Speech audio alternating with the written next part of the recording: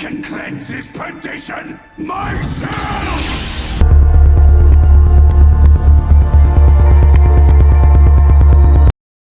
The Salem witch trials occurred in colonial Massachusetts between early 1692 and mid-1693. More than 200 people were accused of practicing witchcraft, the devil's magic, and 20 were executed. In 1711, colonial authorities pardoned some of the accused and compensated their families. But it was only in July of 2022 that Elizabeth Johnson Jr., the last convicted Salem witch, whose name had yet to be cleared, was officially exonerated. Since the 17th century, the story of the trials had become synonymous with paranoia and injustice, fueled by xenophobia, religious extremism, and long-brewing social tensions. The witch hunt continues to beguile the popular imagination more than 300 years later. So, how did the witch trials even start? Well, before we get there, we have to go back. In the medieval and early modern eras, many religions, including Christianity, taught that the devil could give people known as witches the power to harm others in return for their loyalty. A witchcraft craze rippled through Europe from the 1300s to the end of the 1600s. Tens of thousands of supposed witches, mostly women, were executed. Though the Salem trials took place just as the European craze was winding down, local circumstances explained their onset. In 1689, English monarchs William and Mary started a war with France in the American colonies, better known as King William's War, to colonists.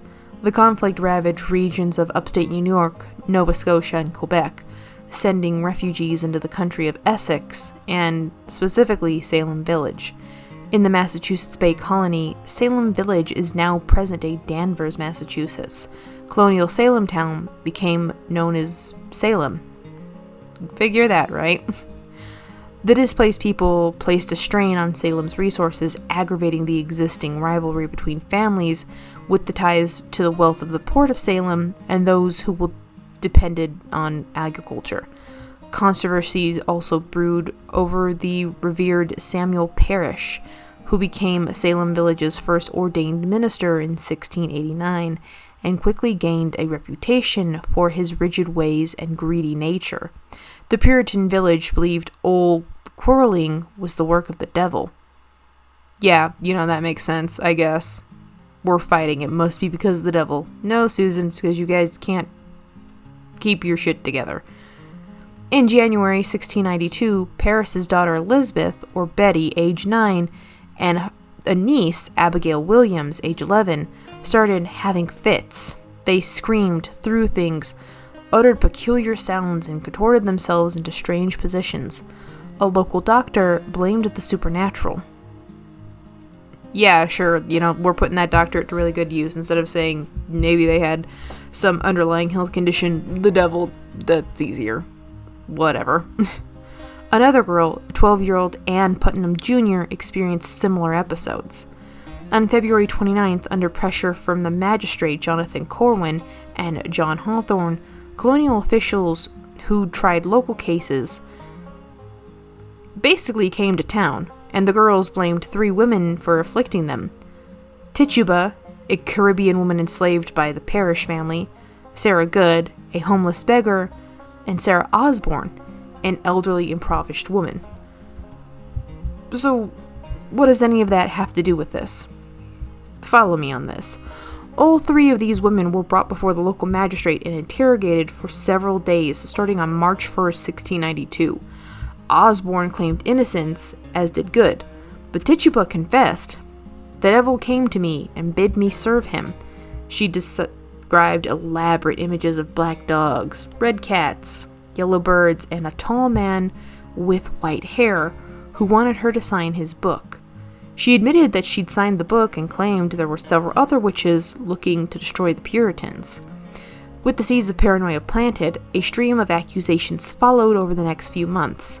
Charges against Martha Corey, a loyal member of the church in Salem Village, greatly concerned the community. If she could be a witch, than anyone could be. Magistrates even questioned Good's 4-year-old daughter, Dorothy, whose timid answers were constructed as a confession. No offense, but asking a 4-year-old questions usually does not give you well-rounded answers. But I digress. The questioning got more serious in April when the colony's deputy governor, Thomas Danforth, and his assistant attendant heard the hearings. Dozens of people from Salem and other Massachusetts villages were brought in for questioning. On May 27, 1692, Governor William Phips ordered the establishment of a special court of oyer to hear, and terminer to decide, for Suffolk, Essex, and Middlesex counties. The first accused, which brought forth the special court, was Bridget Bishop, an older woman known for her gossipy habits and promiscuity. When asked if she committed witchcraft, Bishop responded, "I am as innocent as the child unborn." The defense must not have been convincing because she was found guilty and on June 10th became the first person hanged on what was later called Gallows Hill. So, why am I bringing all of this up?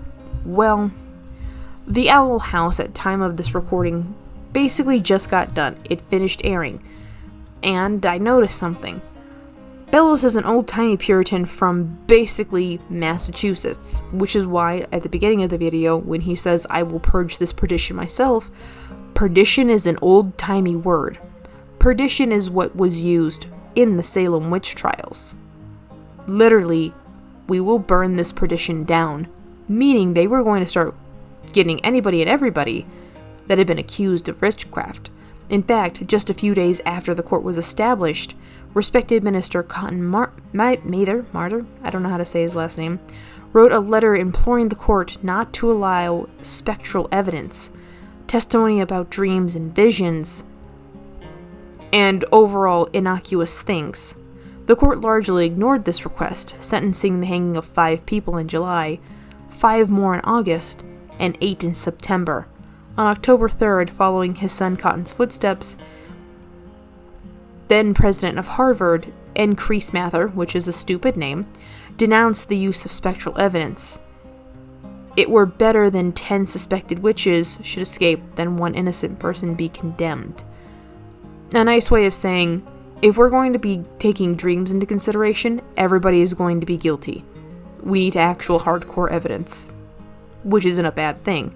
Phips, in response to these pleas, and his own wife's questioning as a suspected witch, prohibited further arrest and released many accused witches. He dissolved the court of oyer and terminer on October 29th, replacing it with a superior court of adjudication, which disallowed spectral evidence, and condemned just 3 out of 56 defendants.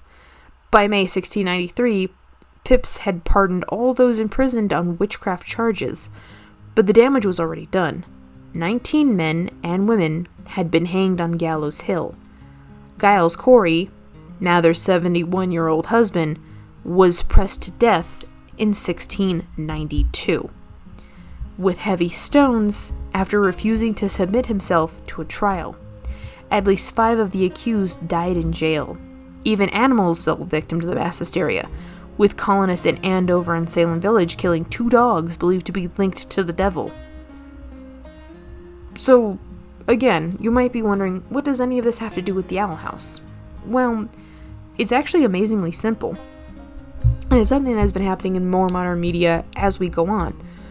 But it's important that we remember that the Salem witch trials is infamous. But it's not the only thing that happened. There were plenty of witch burnings everywhere at one point in time. Witch burning is just a nice way of saying, this person is doing something I do not understand, and that understanding that I lack is now leading me to think that they are doing something bad. In actuality, if you talk to modern pagans, there's no actual real magic. You are putting forth into the universe what you demand of it. And so long as everything lines up, what you demand can be won. That's really it. That's a real super simple version of it, though. And it kind of works, and it kind of doesn't. What I mean by that is this. In the years following the trials and executions, some involved, like Judge Samuel Sewall and an accuser, Ann Putnam, publicly confessed to error and guilt. On January 14, 1697, Massachusetts General Court ordered a day of fasting and soul-searching over the tragedy of Salem. Come 1702, the court declared the trials unlawful, and in 1711, the colony passed a bill restoring the righteous and good names of many of the accused, as well as granting a total of £600 in restitution to their heirs. But it wasn't until 1957, more than 250 years later, that Massachusetts formally apologized for the events of 1692. Johnson, the accused woman exonerated in July 2022, was left out of the 1957 resolution for reasons unknown, but received an official pardon after a successful lobbying campaign by a class of 8th grade civic students. Well, that seems weird, right? A bunch of 8th graders somehow got together, understood that this woman was wrongfully accused of something she couldn't have possibly been a part of, and demanded her exoneration because it made no sense. What a wild time to be alive. But it makes sense. She's a witch, burn her, has been like a sentence in the lexicon for 5 ever. Now, I hate to say this, right?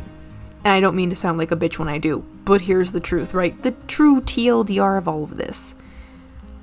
Basically, it boils down to 2 things, and these 2 things are really, really, really important.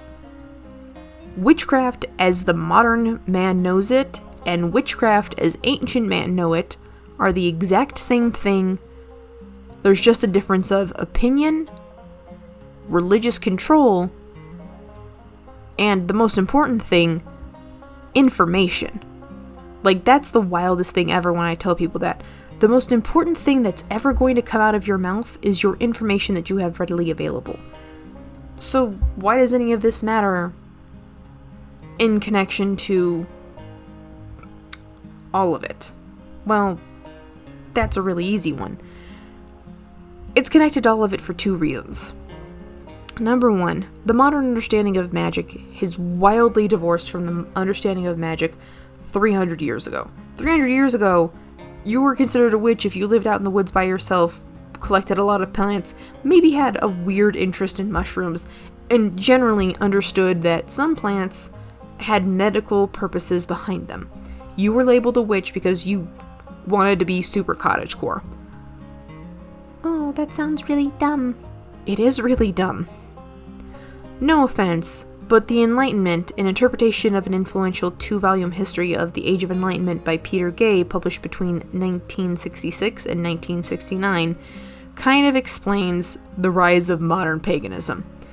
And I mean that like kind of, as in it's leaning more towards no, not really. The first volume, subtitled The Rise of Modern Paganism, won the National Book Award in 1967.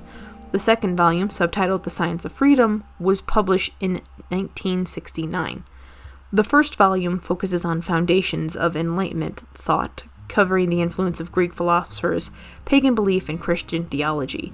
The second volume, The Science of Freedom, describes how this system was then applied to various spheres, particularly the social sciences, including political economy, history, and sociology. Peter Gay presents the Enlightenment as the unified work of a small group of men, quote-unquote, the little flock, who share a critical method and knew and admired one another's work.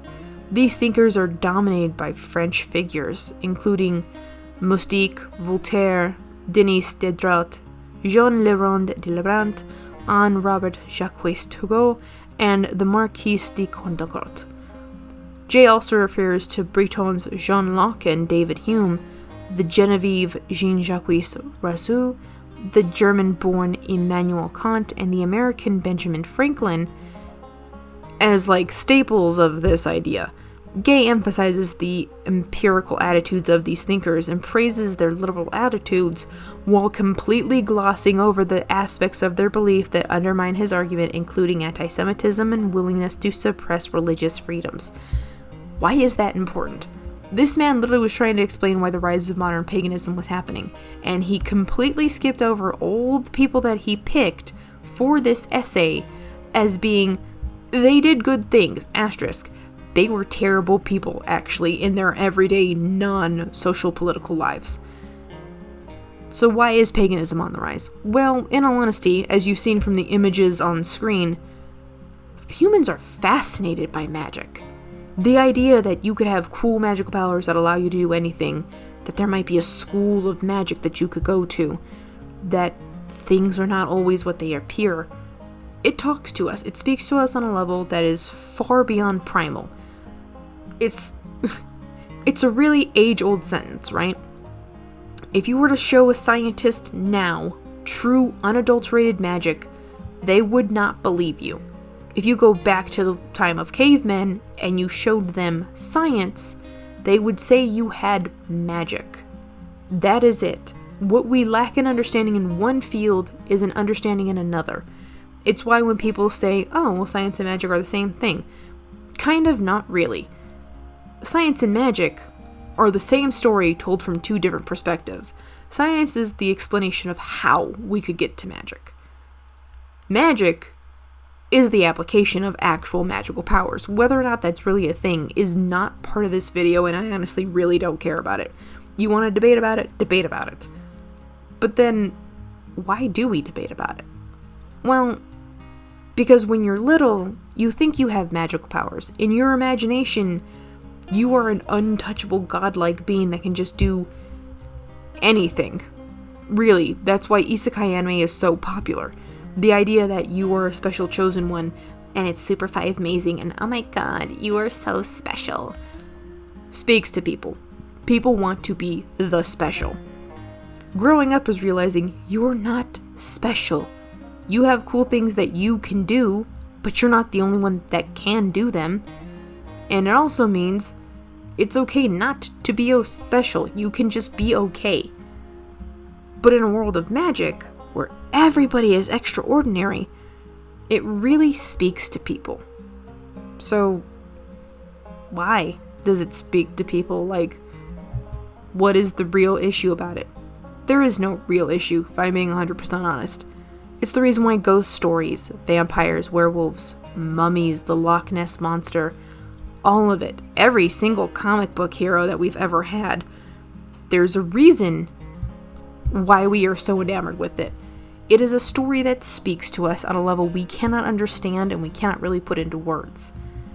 So, magic works as a story element, as a religion. Even though I personally don't subscribe to it, it works. Besides that, paganism is vastly complicated. Like, Jesus, it's so vastly complicated. There's entire subsections, subgroups, different covens, different religious allegories that they draw from, different rituals that they do and do not practice.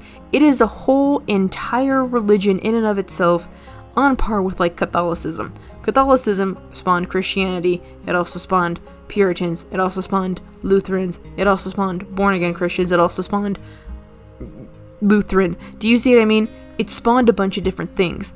Paganism has also done the same thing. It spawned a bunch of different things. It spawned a bunch of different covens. Like all religion. And just like all religion, there's good stuff and there's bad stuff. Are we going to go into that? No.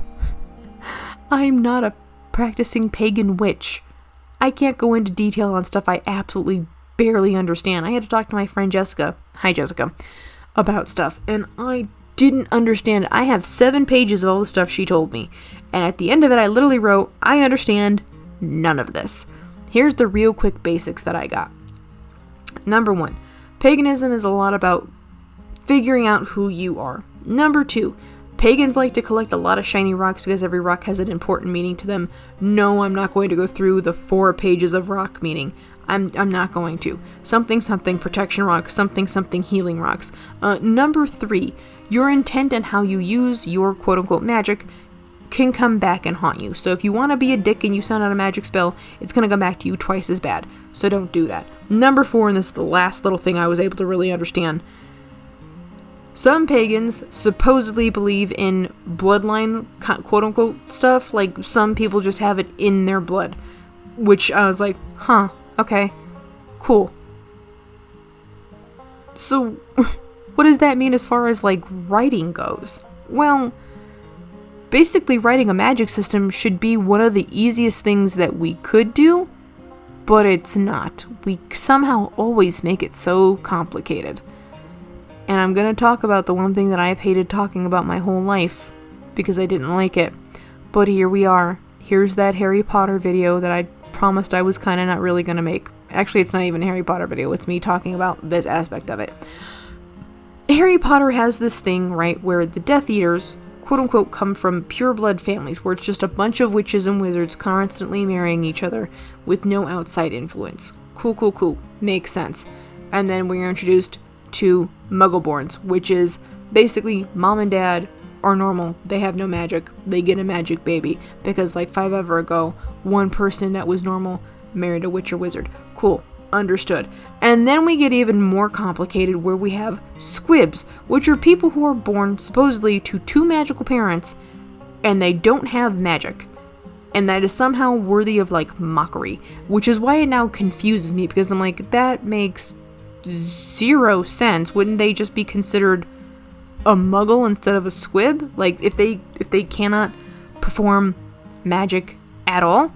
Realistically, the Harry Potter's always bothered me is because the series itself, on paper, sounds good. In actuality, it is rough, sis.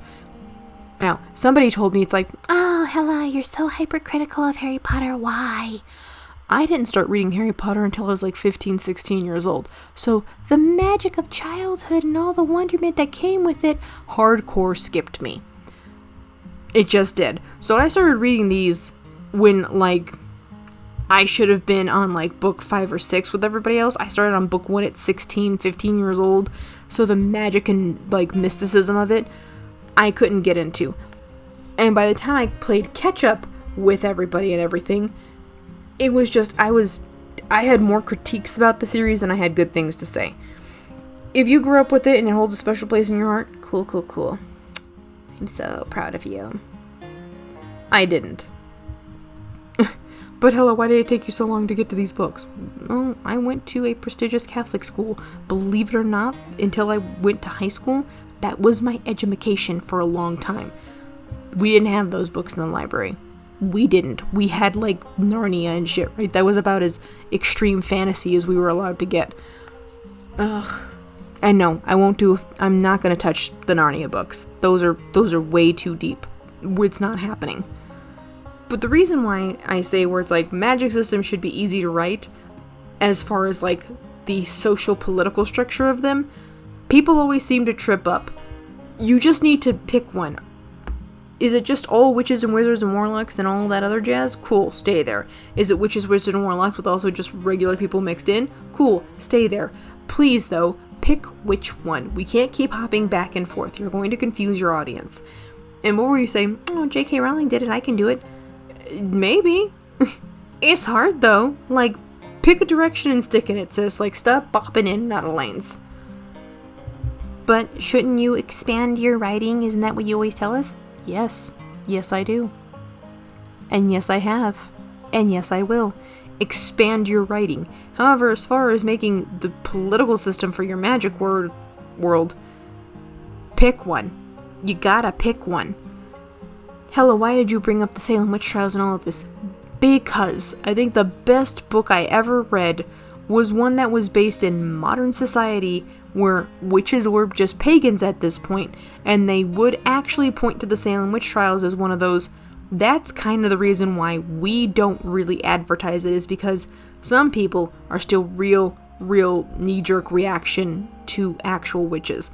Even if most people really do not give a ding-dang-diddly-dong about it, plenty of people, there's enough people that is still a touchy subject, so we just don't talk about it, which is fine, right? The best book series I ever read, and I was super grateful for the fact that they actually drew from a real life event of explaining why they don't really talk about it.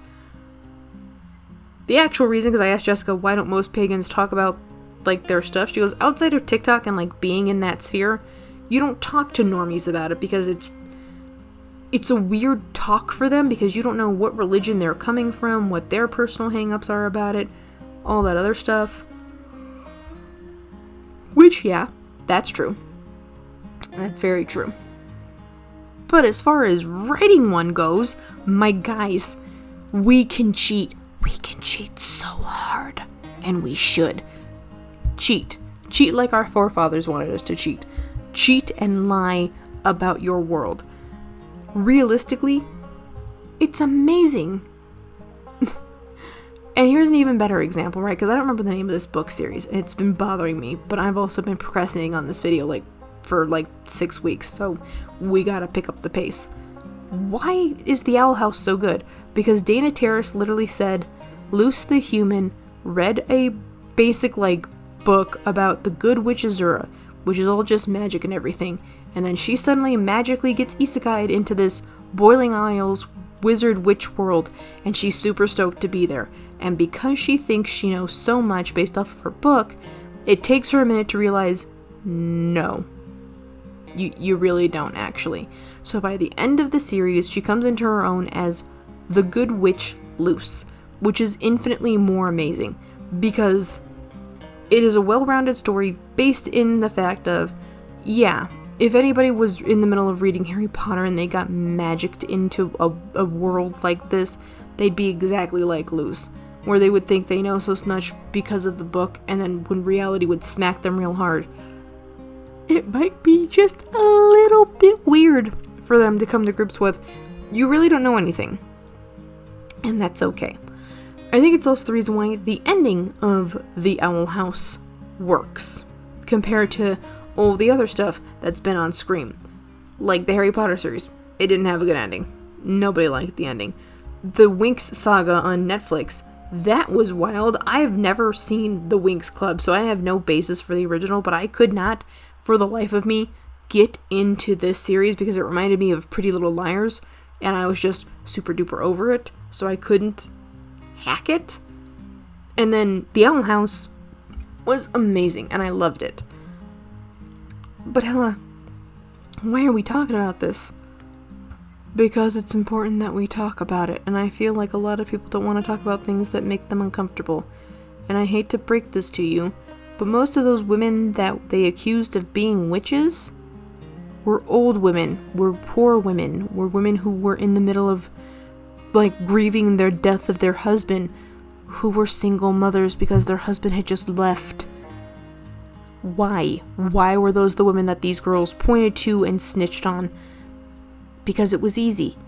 Also, another thing, too, Tituba, the slave girl that came from the Caribbean, you don't know if she actually said all that. You don't know if she was scared out of her mind how much English she actually knew. Any of it. They could have coerced anything out of her, because if she thought, I get out of this if I tell them the truth, and if she told them I didn't do anything, they weren't going to believe her, because she was black in a white Puritan community who already really didn't like her. Hello, this seems a little low-key racist. Why are we talking about this? Because Tituba is a slave who came from Africa. That is historical fact. I am not reaching for anything when I said that. So why bring it up then? 2 reasons. Number 1, witchcraft, or what we perceive as witchcraft, was around for a long time in every other culture divorced from Puritan Salem, Massachusetts. Realistically, Africa, or specifically West Africa, practiced a form of voodoo. It was literally practiced by the native speakers of those ethnic groups. There's even Louisiana voodoo, which is much more modern, but it's still voodoo. Dominican voodoo, a synthetic religion that developed in the Spanish Empire. Cuban voodoo is also a byproduct of the Spanish Empire's synthetic religion. Realistically, if Tituba, right, and I'm not saying she was, but if Tituba was really a witch, she wouldn't have the same values, understanding, or upbringing as a Massachusetts-based witch in the middle of Salem in the 1600s. She would still held on to whatever belief system came from Africa, which is, again, wildly divorced from basically the American version of witchcraft. The reason I bring this up is because witchcraft, air quotes that, along with everything else that falls underneath that umbrella, is different from one culture to the next. What one culture holds as absolutely you cannot do, another culture might see it as very important to perform any of their religious anything. Just like every religion on the face of the globe, it's important to know that there's distinct differences between witches and wizards depending on where you are. Circling this back to the Owl House, which has again just finished at time of this recording. It's wild how much Dana Terrace was able to shove in and do so much better than most other magic shows. Harry Potter is very, very much an English understanding of witchcraft and how everything is done and how certain plants and everything are operated on. Owl House takes from a lot of, and I'm going to be completely honest, and I loved it, takes a lot of the, no, this makes sense, but also what if we didn't do that vibes. And that really works. Plus, it was a lot of character development, if I'm being 100% honest. And that character development really did do wonders for the show. Sad to see it, end the way it did. But it did do a lot in perpetuating the story that Dana Terrace was trying to tell. Even Winx, and I mean Winx, not the Saga Club that's like the live action one. I mean Winx, like the animated Italian version that got translated like 4 different times into different versions of English. That also fell into its own catch-hold of, it was Italian understanding of fairies and everything else, which again is divorced from the modern English understanding. It helps to establish where are you picking and choosing from. Well, hella, then why even bother to bring up voodoo? 2 reasons. 1, historically, Tituba was a black woman in a very white part of town. She was a slave in a very white part of town. They weren't going to believe her anyway. But assuming she was born and raised in America, right? 1600s, we're stretching it a bit.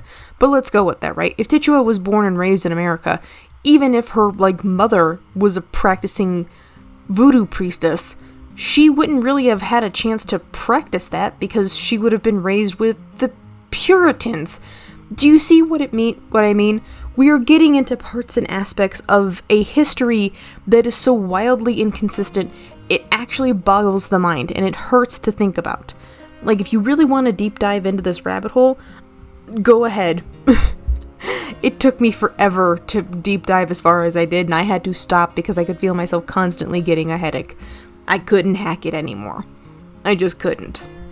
Doesn't mean it's not possible, just means I am tired, and I don't want to keep digging into a hole that I think will actually go past to the center of the earth.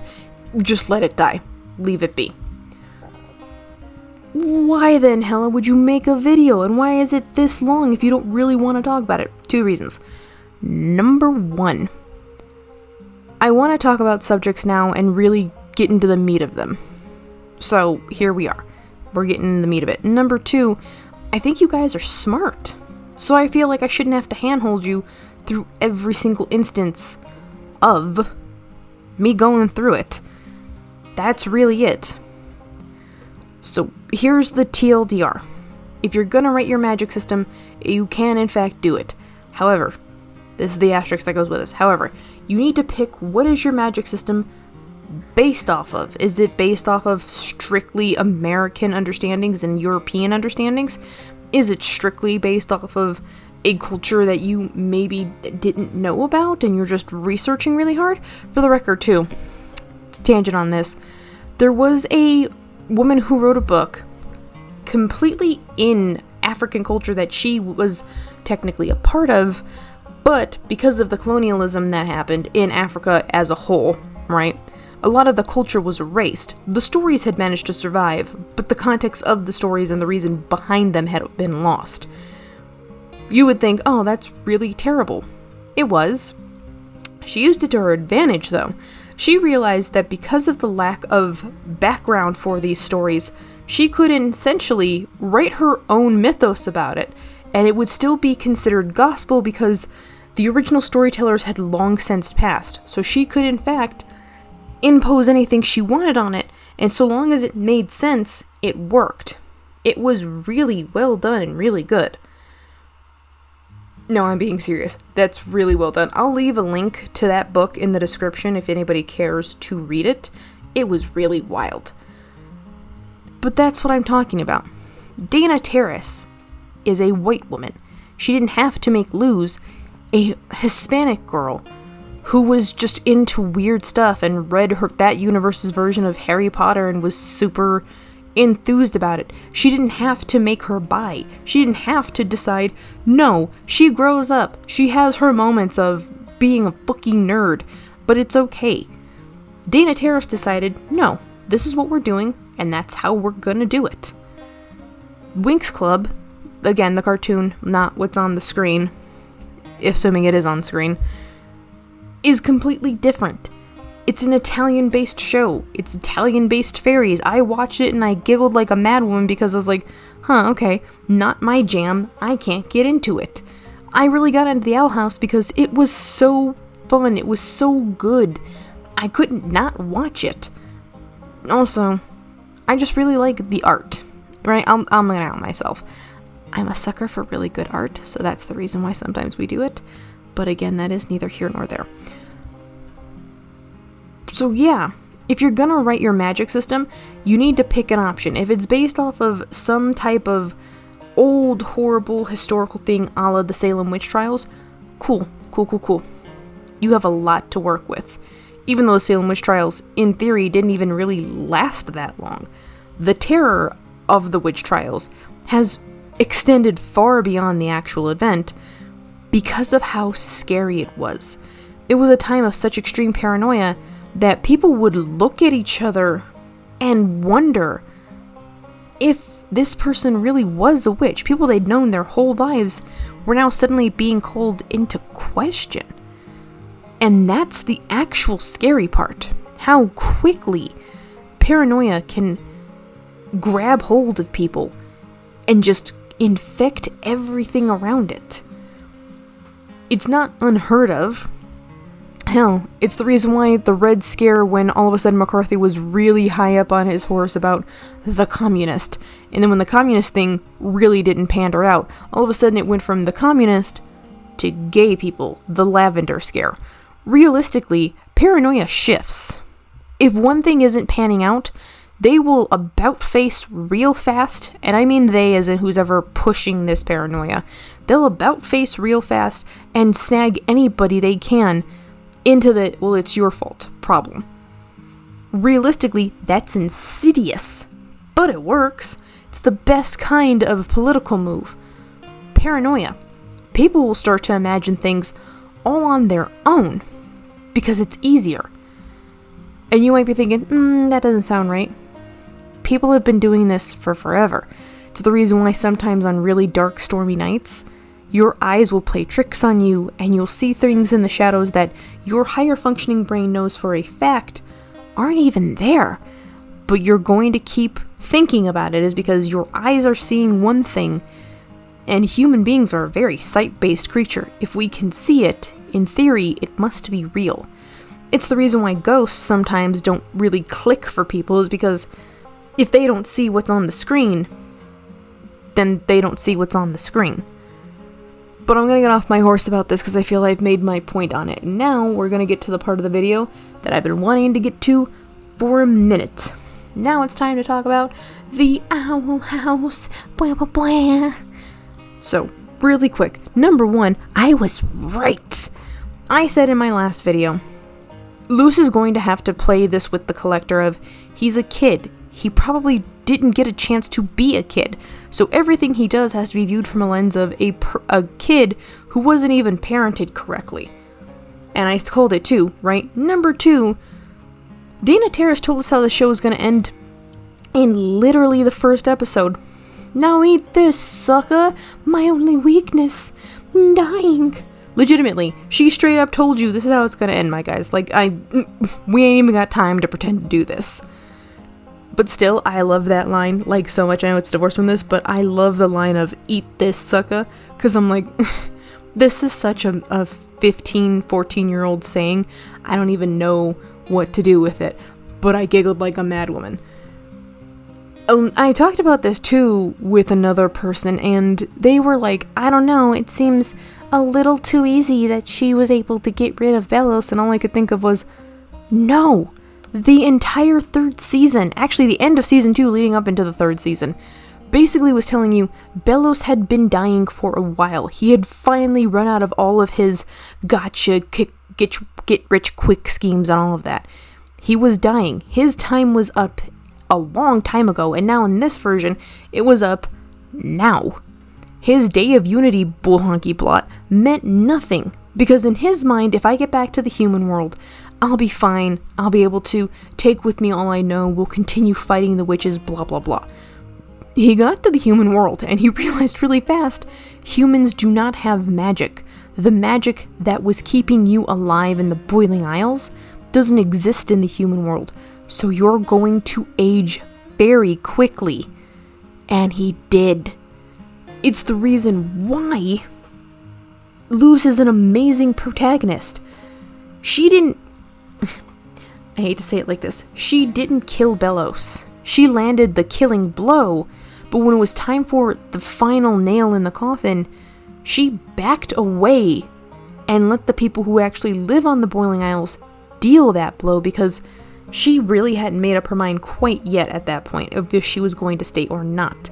Then she did. At the end of the show, she's literally going to college in the Boiling Isles, which, you know what? 10 out of 10. Great decisions, girls. 10 out of 10. And the reason why I really want to talk about the family is because usually when shows end, sometimes you feel like you got scammed out of a show. Like they were speed rushing to figure out their plot. With the Owl House, even though it got cut short, the 3 episodes we got for season 3, I really did enjoy, is because thanks to them, the middle episode, which I don't remember the name of, and then also this, Watching and Dreaming, that literally spells out the final episode is, thanks for watching. Dana Terrace got her official eviction notice out of this show, and she bowed out beautifully. It was amazing. And I appreciate that, even though I'm sad that it ended, right? As all people who have watched shows that they're really attached to are. I felt that even though the ending was bittersweet, it was a well-composed, really thoughtful ending. Even some of the episodes in the earlier season, and I was like, why are we here? Why do we need to know this? I enjoyed it. I enjoyed it a lot. Because the world was very fleshed out. The world felt very... On top of all of it, though, the world felt... I don't want to say... empty, and I don't want to say it was too big. It had enough going on in it that it felt well established. It had a lot of rules that we, the audience, were made aware of as Luz was learning them. And on top of that, and I cannot stress this enough, I know some people, right, had their favorites, had their dislikes and all of that, and I always want to remind people when they're watching kid shows, the protagonists in these shows are young. So when they have their why are you doing this stupid moments, they're having their stupid moments because they're kids. Really, that's the no dumb moment. They're kids.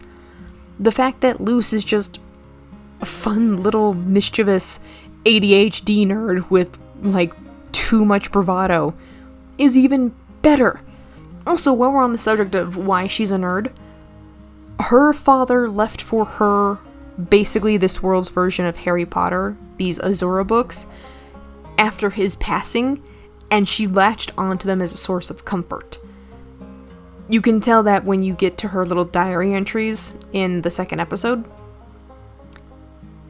She was a daughter of nerds. Her parents were Star Trek. They were Trekkies. They were this universe's version of Trekkies. That is the funniest, it's the funniest thing I've heard in forever. So her being a nerd, being raised by nerds, it also makes Camila's, reasoning for why she wanted to send her to go be normal camp really hit home, is because she was bullied in school. She didn't want her daughter to go through that. She was super enthused, though, to have Luz as a fun, little, rambunctious, little weirdo. It's the best thing ever. And at the end of it, when all is said and done, Camila just is like, you know what? I need to let my kid be weird. I need to let her go out and figure out how to do herself, which I feel is a really good lesson for a lot of parents to learn. You need to let your kid go be whatever weird little version of themselves they have to be, because eventually that weird is either going to just fall off, or it's going to turn into somebody who is a really well-rounded individual, but you gotta let them be weird. Let them have their moment. Realistically, the more parents try to push their kid of, oh, it's nerdy, it's gross, and blah blah blah, the harder you push them into it. If you really want to see if this is just a quick passing fancy, or if this is going to become a personality trait, leave them be. Let them do it. They'll quickly settle into whatever they're going to settle into. That's my 2 cents. So, peace. That's my 2 cents. While we are on the subject of children growing up, the Collector 2 in this final episode of The Owl House had a really great moment of character growth, is because when he tells Luce, well, if they break, I'll just fix them, the Collector has been on the Boiling Isles for a while, and he was in the care of Bellos for a while, and which means he has seen many versions of Hunter come and go and be replaced. So the idea of, I'll just replace them, I'll fix them, was reinforced. Because death means nothing to an immortal being. And then seeing this universe's version of absolute horror being normalized is also another thing. We also have to remember is that the Collector was basically shoved out the door by his siblings of, I don't know man, go play in traffic, we'll see you later. We don't even know if his siblings were sorry or not for it. But also it doesn't really matter, because they were really bad. That's it. Just, that's the end all be all of that sentence. They were really bad siblings. So, what else is there? I feel like I'm forgetting something. Oh, right. I love the ending where everybody gets their final little, roundup. Hunter finally got enough sleep. The eye bags are gone. Great. 10 out of 10. He's also working with Ida's father to basically be like a palisman carver because the forest is growing back. 10 out of 10. Really glad to see that. Ida basically becomes like the new headmaster of school, which I just giggled like a mad woman about. Lilith is busy overseeing the construction of expanding the school because they've got so many new students and new magic that they're having to do instead of that stupid coven system. Also, speaking of the coven system, what is basically magical tattoo removal is happening. Because literally, those tattoos were designed to lock people in so that way Bellows could drain them of all their power, because he was a scummy swamp monster from the very beginning. So, 10 out of 10, really glad that magical tattoo removal is happening. Amazing. Wonderful. Also, while we're on the subject of magical tattoo removal, Amity's dad finally being divorced from Ophelia, because she was just a terrible wife. Awesome. Amazing. Gus getting a mustache, goatee at the end of the series too. That was weird. I was like, it's only been 3 years. My guy, you're speed running your adventure into adulthood, but whatever. Also on the subject of shipping, I really love the fact that Hunter and Willow, up until this point, have really settled into being more openly affectionate with each other. I love that Amity and Luce are still a thing. But, and I think it was a weird thing, actually me and Jessica, because while I was over talking with her for this video, we got to talking on the Owl House because she was also watching it. She brought up a point and I was so mad because I didn't realize it. Ida and Rain had exchanged earrings, so Ida was now rocking their single earring, and they were rocking Ida's little globy earrings, which I was like, oh neat, that's cool. Also, Lilith had finally stopped dyeing her hair, so she was back to being an adorable, ginger. I was like, oh cool, I'm glad of that. Also, Luz got her palisman. 10 out of 10. I'm so glad that not only did she get her palisman, she kept her palisman for the entire rest of the series. Amazing. Awesome. Wonderful choices. But yeah. What else? I know I'm forgetting something. Oh, no, wait, no, I'm not. That's a lie. Because this is a scripted video. Another thing. The fact that King's father at the end has a moment of actually talking with Luce and indicating to her that he had basically been holding on to watch over his only begotten son that was still alive. King was really touching and like really heartfelt. And the fact that he was able to let go, not because he, was under the impression of, all of this is working out great and everything. No, Bellos is literally killing me from the inside out. But because he knew you guys being Luz and Ida, have taken care of him, have been kind to him, you're raising him right, was really awesome and amazing. And the fact that it is implied that at the end, King is getting a little bit older, so he's coming more into his powers, and as he's growing into his powers, the magic that was once very, very dominant all around, which is what Luce was drawing off of, the magic literally in the air, she's now able to kind of perform her magic spells again. Also, it is implied that the Collector went home, but he still visits a lot because he literally made them another magical door to just get in and out of the Boiling Isles, which is hilarious to me. Weird little kid in his fucking space pajamas with like a funny hat. It's hilarious. Which also is like another funny thing that I thought of, that yeah, no, he's a kid at the end of the day. Like, him and King were children. So the fact that they're just a little bit older now and they're a little bit wiser is wonderful writing, and I'm so excited and happy for it.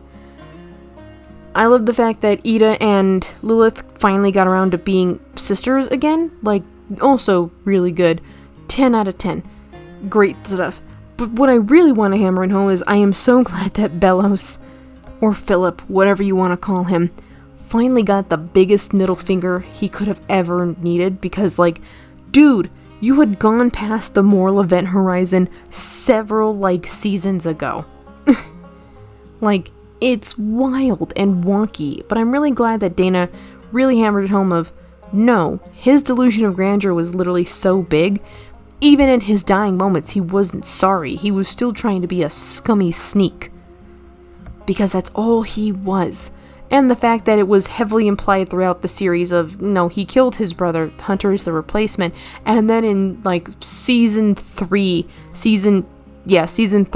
they tell you, no, that is 100% correct. He did kill his brother. And then pulled a whole Frankenstein on him of just bringing him back to life as a weird pseudo-puppet creature for all the horrible stuff that needed to be done. That was an even more amazing, ending to this whole video. And I say video as in we're getting to the end of the video because I'm almost at the end of my script, and video as in this entire show, right? It is amazing. I loved every single minute of it.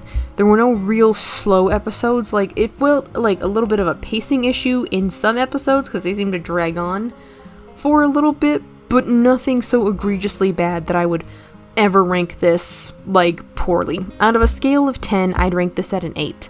Why 8? Because it's over. There's no more. But also, and I was really excited when I learned this, apparently Dana Terrace is making, side comics. They're basically pulling an Avatar. There's comics that are going to continue after the story has been told. And I was like, based, 10 out of 10. I will definitely go looking for these, because I went looking for the Avatar fucking comic books after Avatar was over, because I really wanted to know how else the season, progressed. I wanted to know more about the story. I didn't feel like it was over. So be on the lookout for that if you guys really want more Owl House. With that, we are officially at the end, my darlings. So, big shout out to the patrons, the subscribers, anybody who's found this video. Thank you so much for listening to me ramble about real-life atrocities for magic, and also listening to me ramble on about the Owl House for the last little bit.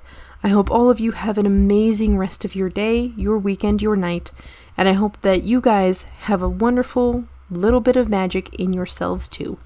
Bye-bye!